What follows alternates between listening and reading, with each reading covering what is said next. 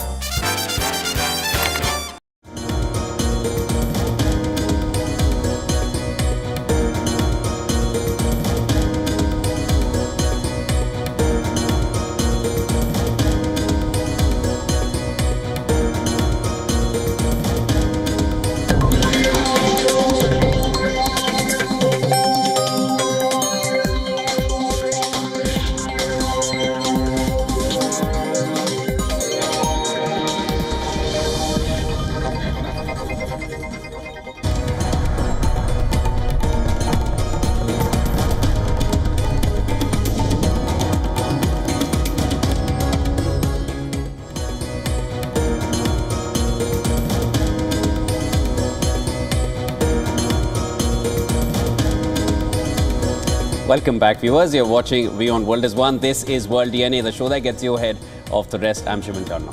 And I'm Resha Saigal. On the show today, in a historic verdict, former US President Donald Trump has been found guilty on all 34 counts in the hush money case. This is the first time in US history that a president has been convicted on criminal charges. The question in everybody's mind right now is, what will be the implications for Trump? Will he be jailed or can he run for presidency? We'll, of course, be answering all of that on the show today. And also on the show, after more than 7 months of war in Gaza and multiple rounds of failed ceasefire talks, prospects have emerged of a ceasefire after Hamas has said that it is ready for a complete agreement if Israel stops the war. This and a lot more coming in from the Israel-Hamas front. Let's get you started with the headlines. This is World DNA.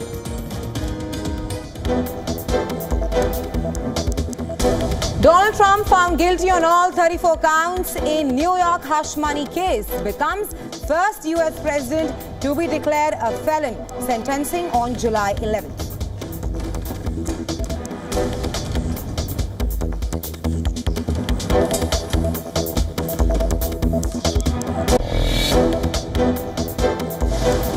This was a disgrace. This was a rigged trial by a conflicted judge who was corrupt. Trump alleges trial was quote-unquote rigged, says he is a very innocent man, quote-unquote. After jury finds him guilty of 34 felony offences, attorney says will appeal verdict as soon as we can.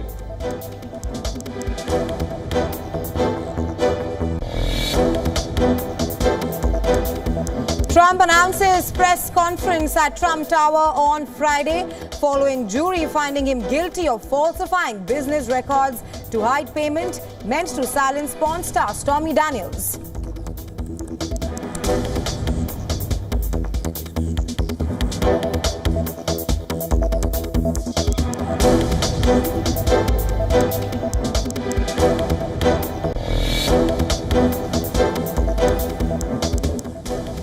US and UK carry out airstrikes on several sites in Yemen in what they say is a bid to degrade Houthi rebels' ability to conduct attacks on maritime shipping.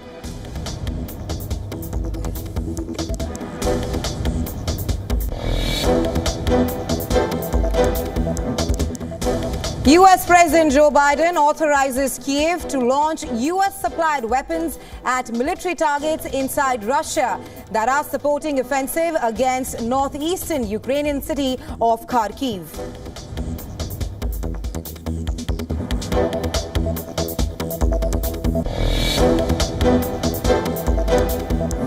Indian MP Prajwal Revanna arrested at Bengaluru airport after his return from Germany on charges of sexually abusing several women. Lawmaker to be taken for a medical test.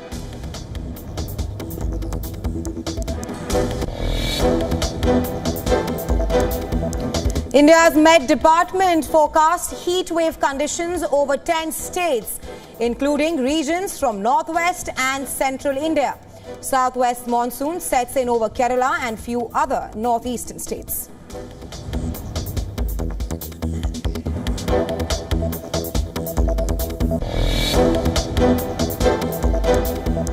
World number one Nelly Korda has an opening round to forget at the US Women's Open. The American takes 10 shots on a par 3 12th hole to finish at 10 over. Japan's Yuka sets the early pace.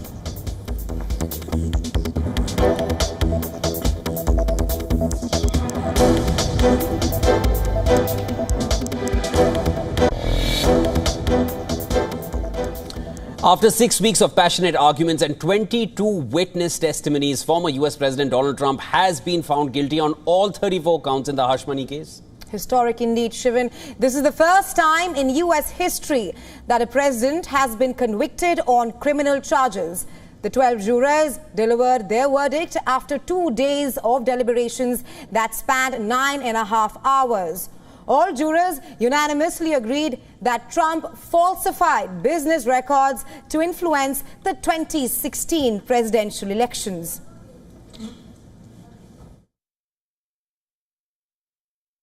This was a rigged, disgraceful trial. The real verdict is going to be November 5th by the people. And this was done by the Biden administration. Each count holds a maximum sentence of 4 years behind bars. Reports suggest that even before jury selection began, Trump's team was preparing their strategy for appeal. The judge has set a sentencing hearing for 11th of July, and this is close to the Republican National Convention, which is set to begin on the 15th of July. Now, Donald Trump has announced a press conference which will be held tomorrow at Trump Tower following the verdict. Now, moreover, shortly after he was convicted in the case, the official GOP fundraising site connected to Trump's 2024 effort crashed.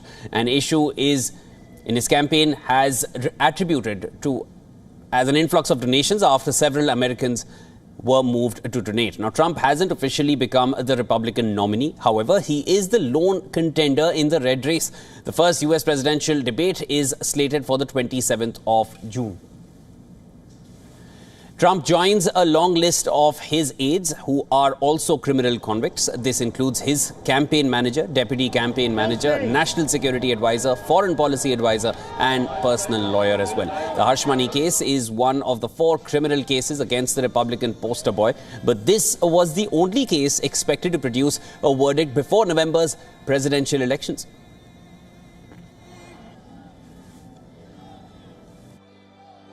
Thank you, New Hampshire.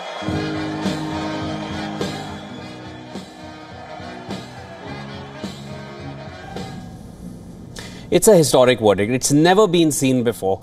But what are going to be the implications? Especially this is the election year in the US as well. Raisha is going to break it all down for you. Over to you, Raisha.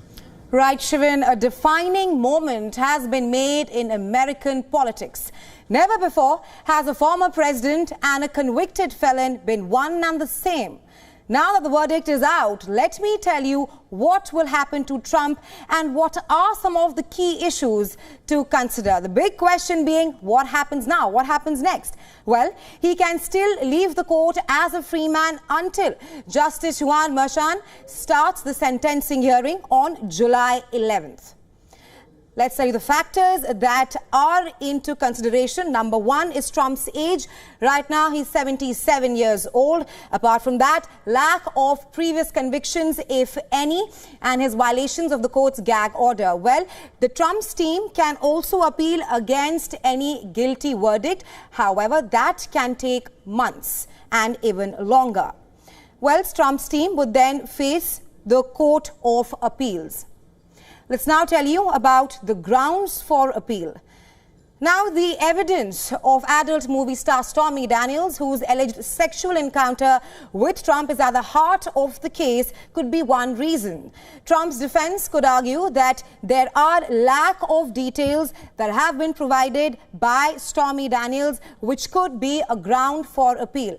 Number 2, prosecutors have alleged that violations of federal and state election laws apply to this case, but they have not specified to the jury exactly which law was broken. So no information about which federal or state law has been specified. Meanwhile, legal experts say that there are questions around the scope and application of federal law that could also form a basis for appeal. Another question everybody's mind right now is, can the former US President Donald Trump be imprisoned? Well, the former US President can serve behind bars. There's also a high possibility that Justice Merchan could choose a lenient punishment, keeping in mind Trump's age and lack of previous convictions. It is also possible that the judge would weigh the unprecedented nature of the case and perhaps avoid putting the former US president behind bars. Well, for more on this historic verdict, our correspondent Susan Tehrani has sent us this report from New York. Take a look. A New York jury has found former President Donald Trump guilty of 34 counts of falsifying business records to conceal a hush money payment to a porn star. This is the first time a former U.S. president has been convicted of a crime. Trump's sentencing is scheduled for July 11th, just days before the Republican National Convention, where he is likely to be declared the official Republican nominee. He faces up to 4 years in prison for each count, as well as restitution. However, experts believe that it's very unlikely that there will be a jail sentence. However, house arrest or probation is still likely. Now, the Trump team will likely appeal this verdict, but the process will take months, if not years. It will at least give the former president time to campaign. Despite the conviction, Donald Trump is still eligible to run for president come November. Susan Tehrani reporting from New York for WION World is One. All right, we're now being joined by Professor Mark Merowitz, who teaches at State University of New York Maritime College. Mark, welcome to WION World is One. Welcome to World DNA. Always a pleasure having you here on the show with us. Talk to us about the legal ramifications of this historic verdict. What does it mean for Trump now? I'm also a lawyer, so I can add a little bit of gloss to this, I think. I think you gave a very good overview, and Susan's overview was very good.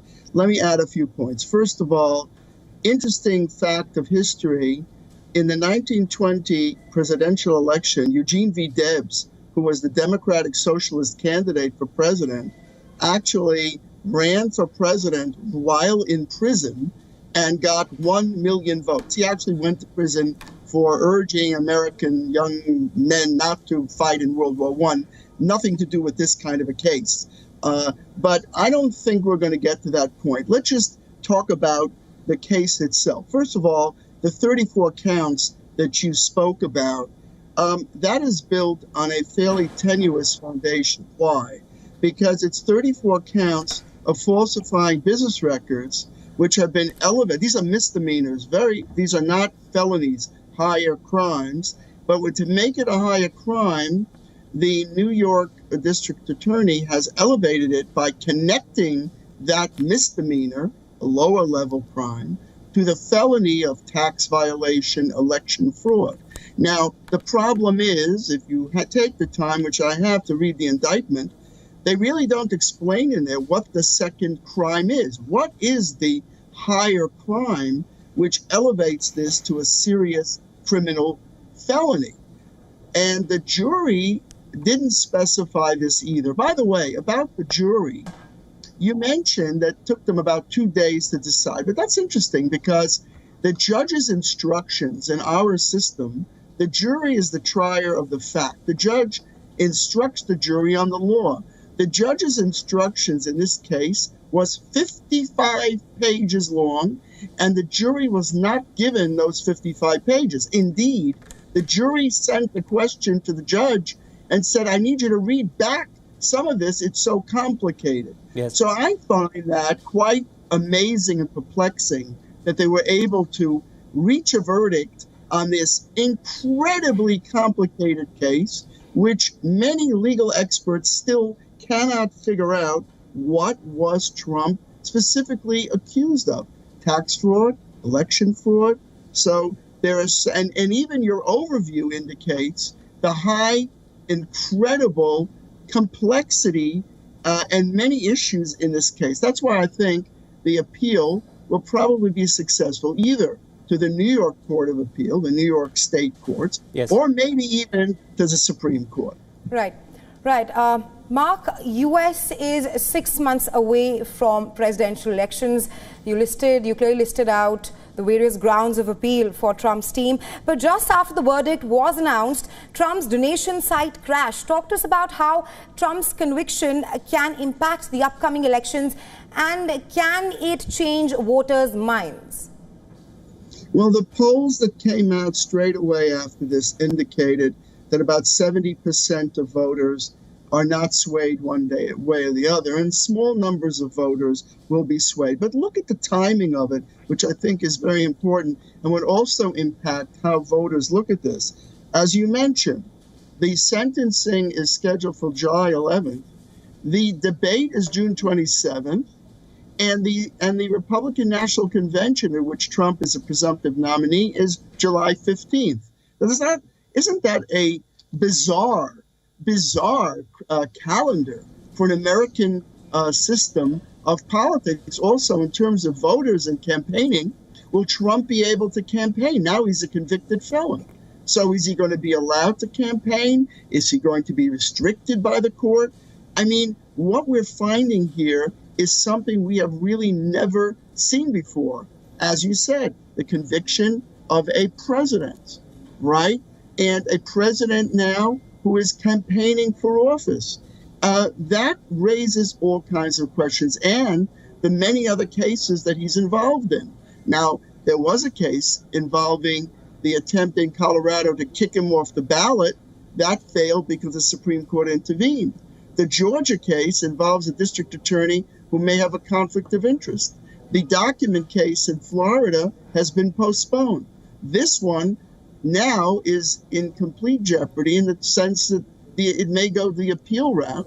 As you pointed out, that could take a long time. But from the voters' point of view, and that's your question, they see in the news that Trump is a convicted felon. I don't think that will affect the base of the Republican Party. It might, as you said, the donation website crashed. It might even improve Trump's standing. And Trump has said himself that every time he gets accused or he has a proceeding, his poll numbers go up, and I guess his donations go up. Right. So it's very, very, I think, just incredibly wild and crazy situation in American politics. And as you're saying, this is not the end of his presidential run by any stretch of the imagination. So, of course, there's a lot to see in the next 6 months. It's going to be a lot of action. Right, Mark. Thank you so much for joining us on World DNA and sharing your insights with us. Thank you. Well, let's now take a look at some reaction to this historic verdict. U.S. President Joe Biden's campaign declared no one is above the law just minutes after former President Donald Trump was convicted in the New York courtroom. And I'm quoting here, "In New York today, we saw that no one is above the law. Trump has always believed he would never face consequences for breaking the law for his own personal gain. But today's verdict does not change the fact that the American people face a simple reality." The White House said that it respects the rule of law. White House counsel's office spokesperson Ian Sams said in a statement that we respect the rule of law and have no additional comment. On the other hand, Republican House of Representatives Speaker Mike Johnson said, and I'm going to quote him next, "Today is a shameful day in American history." Democrats cheered as they convicted the leader of the opposing party on ridiculous charges predicated on the testimony of a disbarred convicted felon. This was a purely political exercise, not a legal one. This is what Mike Johnson had to say on the matter. Now, former Trump National Security Advisor John Bolton, who is now a Trump critic, said, and I'm quoting him next, "Today's verdict is a fire bell in the night. The Republican Party now has one last chance to change course and not nominate a convicted felon for president." I want to thank the jury for its service. The 12 everyday jurors vowed to make a decision based on the evidence and the law, and the evidence and the law alone. Their deliberations led them to a unanimous conclusion beyond a reasonable doubt that the defendant, Donald J. Trump, is guilty of 34 counts of falsifying business records in the first degree to conceal a scheme to corrupt the 2016 election. I feel very sad for America. I feel very sad for America because this is the man who's fighting for America. This is the man who's fighting for America. He tried to save America. Trump has been committing crimes his whole life, and it wasn't until recently that it finally caught up with him. He's been found liable in 2 civil cases, but this is the first time he's been found guilty on a criminal case. So it's very exciting, finally. We've been waiting for so long. Well, many stars from Hollywood were quick to react on the matter. Oscar-winning actor Robert De Niro did not hold back when he was asked about Trump's guilty verdict. In an interview with the media, the Godfather actor said, and I'm quoting here, "I think justice was served. This is just one part of the whole picture, so I want to be very careful. This never should have gotten to this stage." He continued that, "I don't want to be talking, but I am so upset by it. I have to say something. This is my country. This guy wants to destroy it, period. He's crazy," unquote. Of course, there were many more reactions which came in. Linda Carter, the star of Wonder Woman, wrote, and I'm quoting her, "34 is not my favorite number." Then actor-singer Barbara Streisand shared a news report and said convicted felon Donald Trump is blaming the judge, the jury and New York for being found guilty on 34 counts. He will never accept accountability for his crimes. Americans must not allow this felon anywhere near the White House again. Star Wars alum Mark Hamill shared a graphic that repeated the word guilty several times. Meanwhile, Star Trek actor George Takei said we should start referring to him as 34 instead of 45. Author Stephen King said the Republican candidate for president is a convicted felon. More Hollywood stars are expected to voice their opinion in a short while from now as well.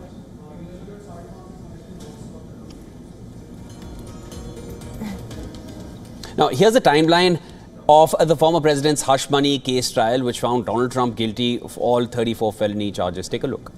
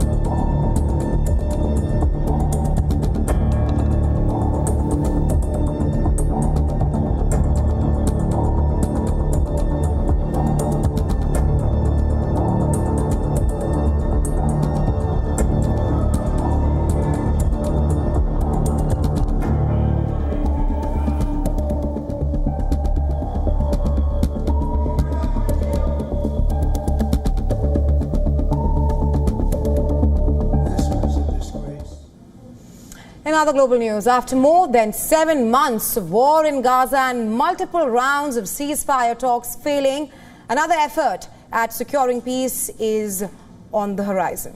Well, prospects have now emerged yet again of a ceasefire after Hamas said that it is ready for a complete agreement if Israel stops the war. Now, the militant group has told mediators it will not take part in more negotiations during the ongoing aggression, but was ready for a complete agreement, including an exchange of hostages and prisoners if Israel stopped the war. The latest Hamas statement came as Israel pressed on with an offensive on the southern Gaza city of Rafah, killing at least 12 Palestinians in a dawn airstrike attack. Despite an order by the International Court of Justice, the top UN court, to halt the attacks. According to reports, Israeli airstrike also hit Gaza's Jabalia as Palestinians returned to inspect the damages caused by the Israeli offensive. While Iran-backed Houthi rebels who have continuously attacked and disrupted the trade route in the Red Sea, Yemen's rebel group, well, they've said that they will continue with their operations and even escalate them in quality and quantity in support of the Palestinians. Meanwhile, in a major military response, the US and UK have launched coordinated strikes against 13 Houthi targets across Yemen. On the other hand, Israeli Prime Minister Benjamin Netanyahu has urged its ally, the US, to sanction the International Criminal Court after its prosecutor requested his arrest warrant over alleged war crimes carried out in Gaza. Well, in an interview, Netanyahu said he's surprised and disappointed that a bipartisan bill in Congress to sanction the ICC has not been put forward yet. Take a listen. Because if Israel's elected officials are sanctions, are issued warrants, and Israel's soldiers are issued warrants, the same thing will happen to your soldiers and to your elected officials. And that's why America traditionally said we don't accept the ICC rulings. And frankly, I'm surprised and disappointed, because I think it's to the detriment not only of Israel's interests, I think it's to the detriment of America's interests, because Israel may be attacked first by the ICC, but you're next. America's really the target. Although reports are emerging that the Biden administration is urging big technology companies to ramp up efforts to curb anti-Semitic content on their platforms, representatives from companies including Alphabet, Meta, Microsoft, TikTok and X met with US Special Envoy to monitor and combat anti-Semitism. On the other hand, following in the steps of Spain, Ireland and Norway, the government of Slovenia has approved a decision to recognize an independent Palestinian state. In the coming days, Parliament of the European Union member country should also approve the government's decision. The move has drawn swift condemnation from Israel.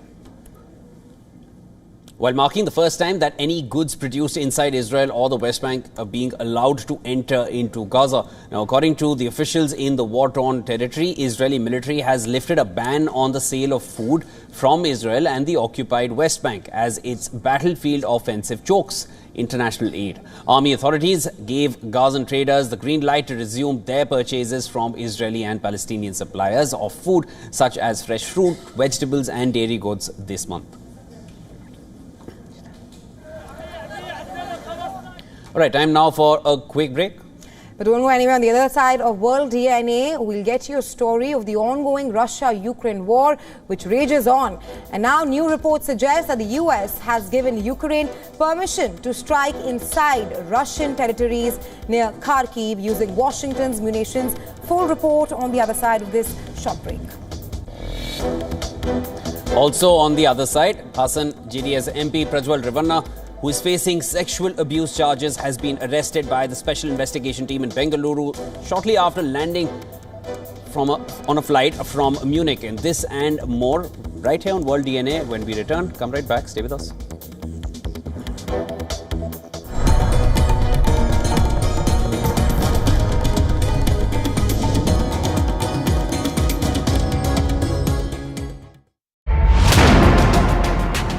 This week on Inside South Asia. Two tragic fire tragedies in India draw focus to safety norms frequently flouted, with profiteering taking priority. In Afghanistan, deadly mines laid over 4 decades of war claim innocent lives. Record heat wave in North India to cyclone ferocity in Bangladesh and the threat of rising seas in the Maldives. This and much more on Inside South Asia.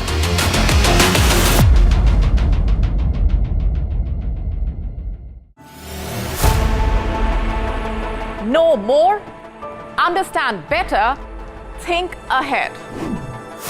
Hello and a very warm welcome. You are watching Gravitas with me, Molly Gambhir.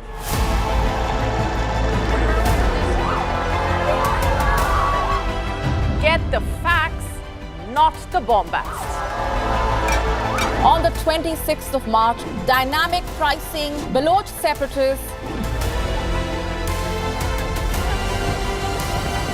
Gravitas cuts out the clutter.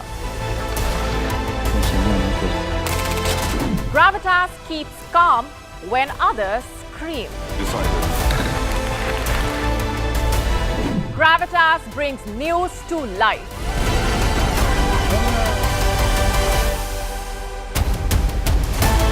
Weekdays 9 p.m. IST, 3:30 p.m. GMT.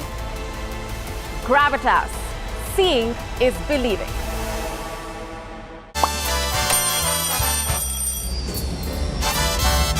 Vielleicht nur auf dem Postland.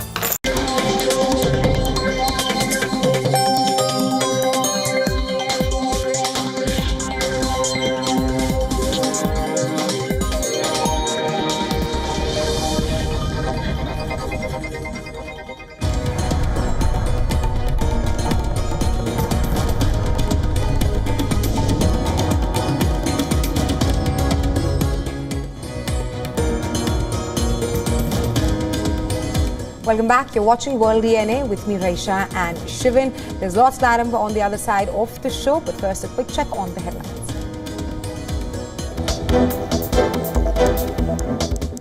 Donald Trump found guilty on all 34 counts in New York hush money case. Becomes first US president to be declared a felon. Sentencing on 11th of July.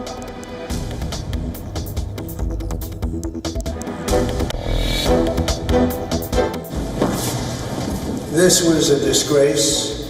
This was a rigged trial by a conflicted judge who was corrupt. Trump alleges trial, and I'm quoting here, was rigged. Says he's a very innocent man after jury finds him guilty of 34 felony offences. Attorney says we'll appeal verdict as soon as we can.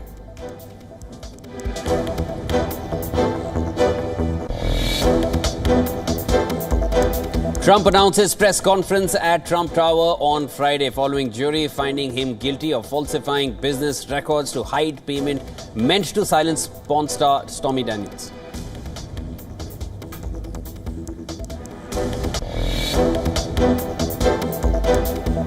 US and UK carry out airstrikes on several sites in Yemen in what they say is bid to degrade Houthis' ability to conduct attacks on maritime shipping.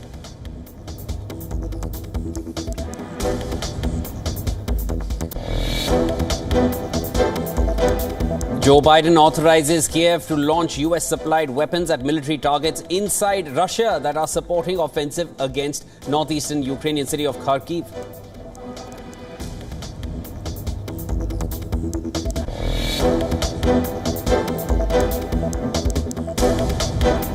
Indian MP Prajwal Revanna arrested at Bengaluru airport after his return from Germany on charges of sexually abusing several women. Lawmaker to be taken for medical test.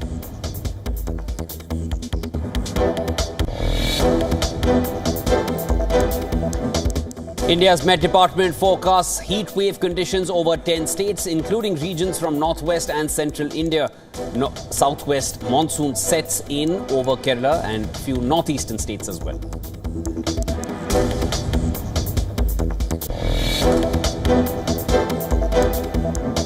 World number one, Nelly Korda has an opening round to forget at the US Women's Open.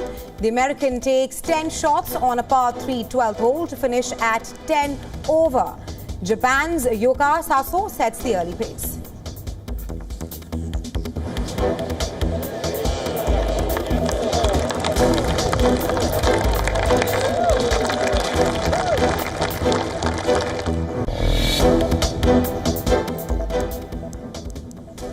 Now, as the Russia-Ukraine war rages on, new reports suggest that the US has now finally given Ukraine permission to strike inside Russian territories near Kharkiv using Washington's munitions. Well, the move is expected to better help Ukraine in defending its second largest city. Now, US officials have maintained that the policy over not launching long-range strikes inside Russia remains unchanged. They added that Ukraine cannot use those weapons to hit civilian infrastructure or launch long-range missiles like the tactical missile system to hit military targets deep inside Russia.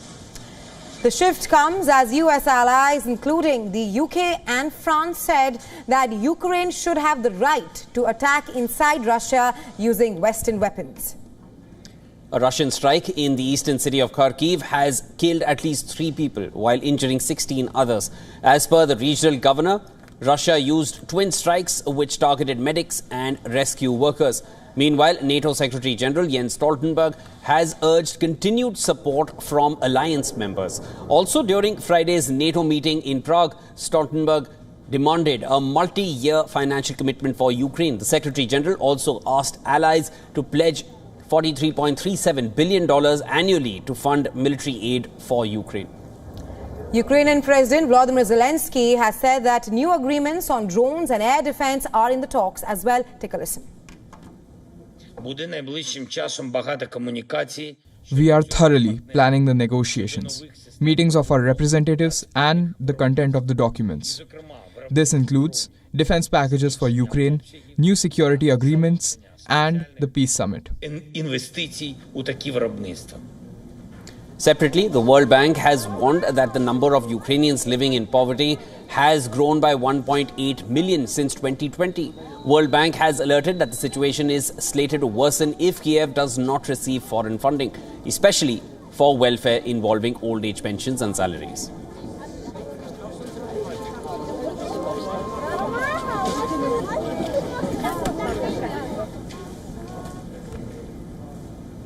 JDS MP from Hassan, Prajwal Revanna, who is facing sexual abuse charges, has been arrested by the Special Investigation Team in Bengaluru after landing on a flight from Munich.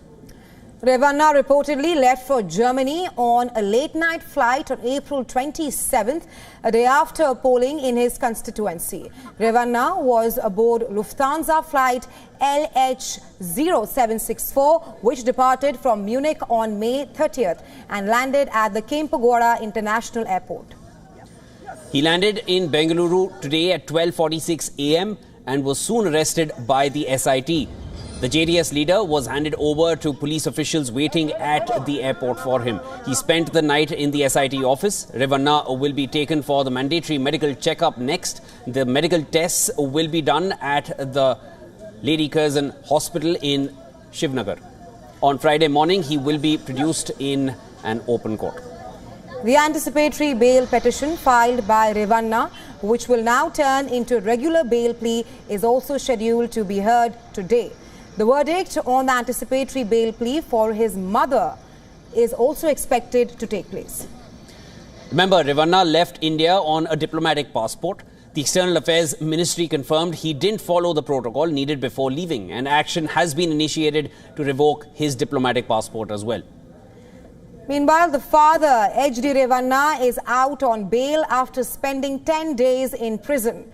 He is also facing charges of rape and kidnapping. Now, on Thursday, thousands of people joined a procession in Hassan. This is the same constituency where the JDS and BJP have jointly fielded Revanna in this year's election. The people demanded the arrest of the suspended leader. Earlier, reports suggested that women survivors who were fleeing the area to avoid social taboo or threats were also present. Well, the case came to light a day after Hassan constituency went to polls. Thousands of pen drives were circulated in public places that contained close to 9,000 videos that showed Member of Parliament Revanna allegedly abusing different women. Women, some over 60 years old, could be heard in the clips begging to be let go. Reports say that the ladies are government employees and domestic helps.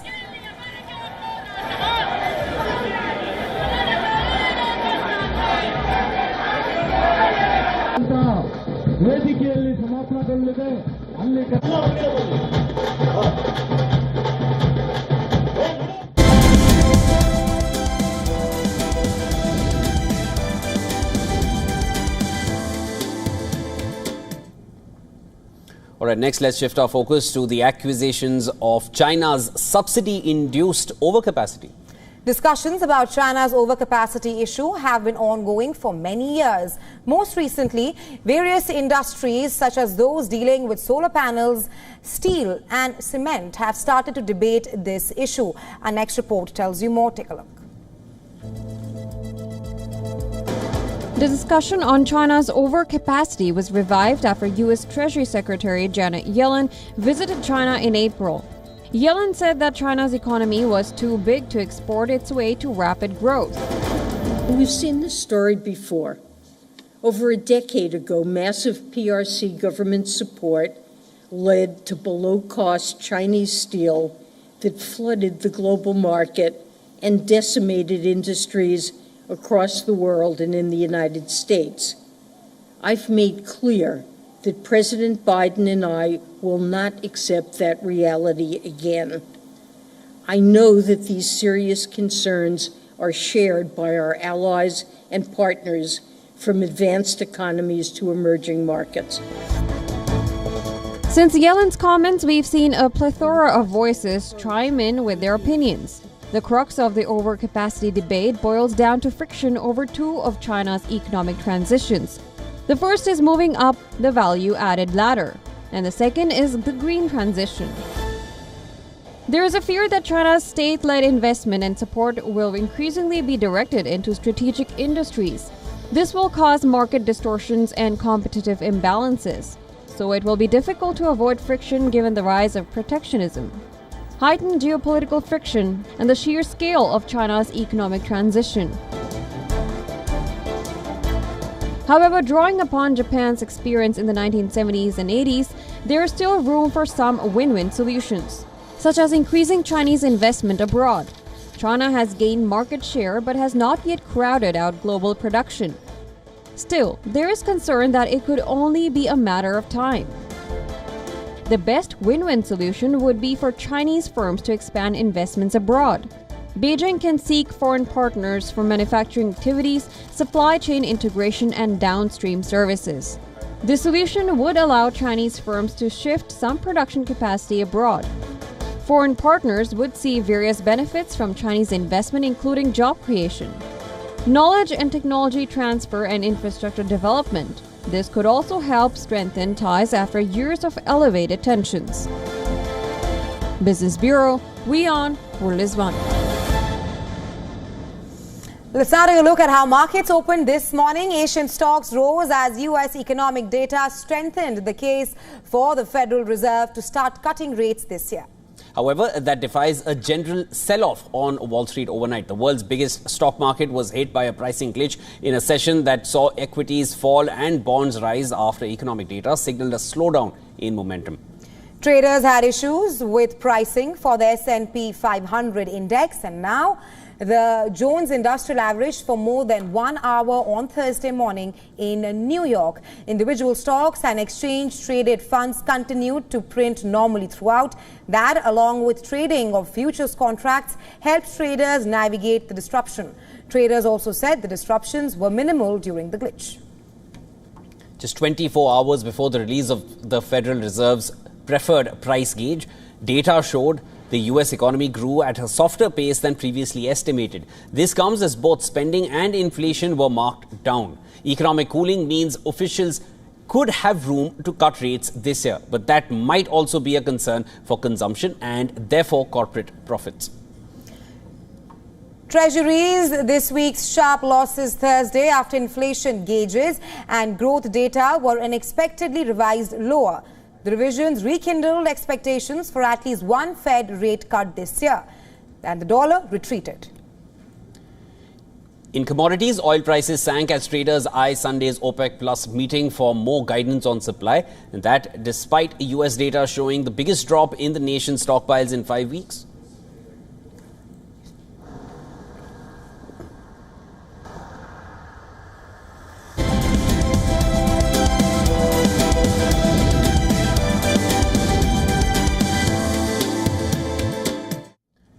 All right, next up, let's get you a flavor of what's happening in the world of technology. The United States Department of Justice has arrested a Chinese national in an international operation. The arrest has led to the dismantling of a global network of 19 million infected computers. These computers were used to facilitate and cover up cyber crimes, including fraud, identity theft, and child exploitation. 35-year-old Yunhei Wang was arrested for allegedly running the botnet known as 911S5. A botnet is a network of infected computers that work together to carry out an attacker's goals. Wang is alleged to have run the botnet comprising infected IP addresses in more than 190 countries over an 8-year period from 2014. As per FBI Director Christopher Wray, the dismantled network was likely the world's largest botnet ever. The US operation was carried out in coordination with law enforcement in Singapore, Thailand and Germany. Google, Amazon and Airbnb have won the support of Europe's top court in their fight against a ruling passed by Italy. The Italian law requires the companies to provide information about themselves. The dispute between the companies and Italian authorities was centered on provisions that mandate online service providers in Italy to sign up for a registration. It also requires the platforms to submit various types of information and pay a financial contribution or risk a fine.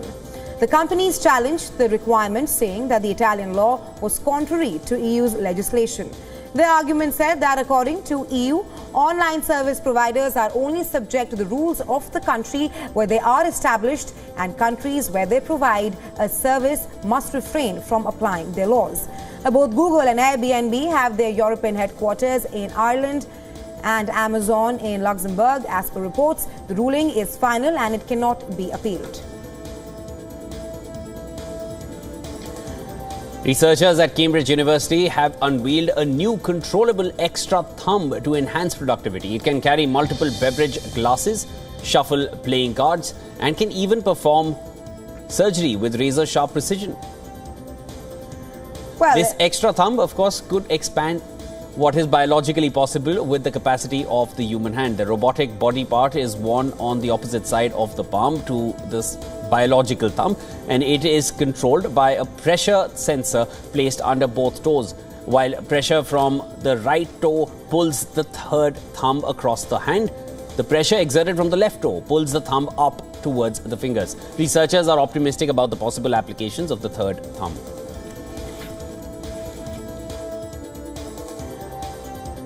We are also really excited about potential opportunities of using the thumb to enhance productivity in work settings, specifically for people that are relying on their hands and manual dexterity in order to accomplish their work. And this can be anywhere between manual laborers that are trying to solder a complicated kit, or even surgeons that have to negotiate between many instruments at the same time. Meanwhile, the third thumb could also offer support to those with accessibility needs. The thumb is designed for able-bodied people. We can easily envisage situations where people with disabilities could enjoy or benefit from the extra help of the thumb. So we're trying to build the thumb as an alternative to traditional assistive technologies. Researchers hope that with further testing, the third thumb could help design a new relationship with technology and redefine human capabilities.